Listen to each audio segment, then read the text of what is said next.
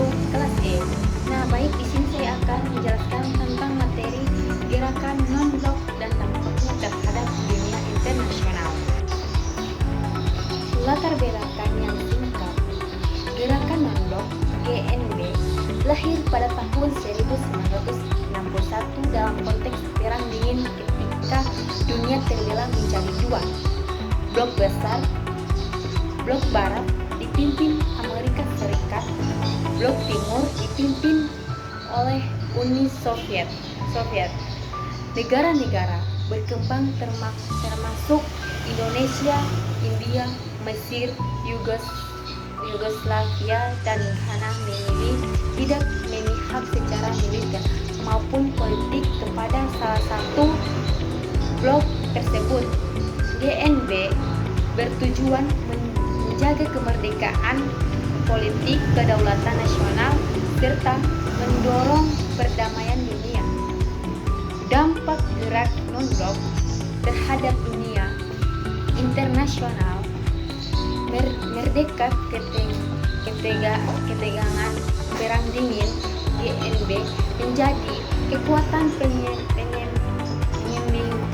antara dua blok besar sehingga mencegah dominasi salah satu blok, mendorong dialog diplomatik, membuka jalur negosiasi yang lebih damai untuk menyelesaikan konflik internasional, membantu kemerdekaan negara-negara terjajah.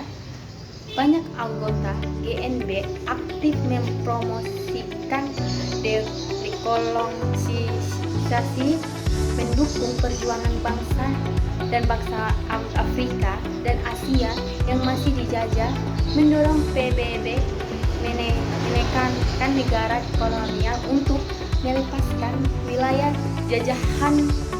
Akibatnya, pada tahun 1960 dan 1980 banyak negara Afrika dan Asia merdeka, membentuk kekuatan baru negara berkembang.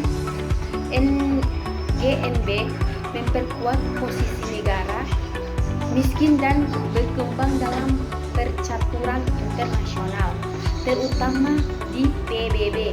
Negara-negara dunia ketiga mulai punya suara kolektif, bisa menekan negara adidaya, memperjuangkan keadilan politik dan ekonomi global. Pengembangan kerjasama ekonomi selatan. GNB tidak hanya fokus pada politik, tetapi juga ekonomi.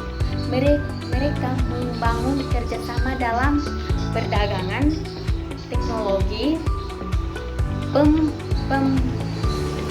pembangunan nasional, sehingga negara berkembang tidak bergantungan sepenuhnya pada negara adidaya.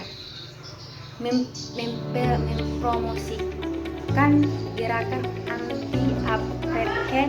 GNB menjadi blok besar yang menekankan dunia internasional agar menentang rasisme apartheid di Afrika Selatan, diskriminasi ras di berbagai belahan dunia. Tekanan ini akhirnya berpengaruh pada runtuhnya pada awal 1990-an, menguntungkan perang diplomasi multilateral. GNB memperkuat peran forum internasional, terutama PBB, sebagai tempat menyelesaikan konflik. Secara diplomatik, jalur distribusi bantuan pembangunan, wadah memperjuangkan hak negara berkembang.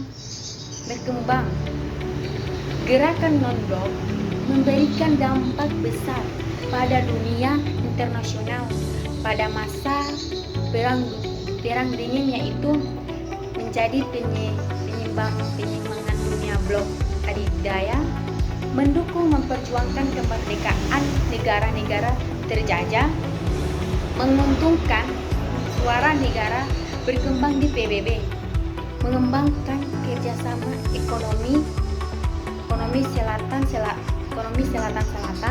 mendorong runtuhnya resimen dan apartheid, memperkuat diplomat sebagai cara menyelesaikan konflik. Nah, baik itulah materi yang bisa saya sampaikan. Bila ada kekurangan atau salah kata, saya mohon maaf. Wabillahi taufiq wal hidayah. Wassalamualaikum warahmatullahi wabarakatuh.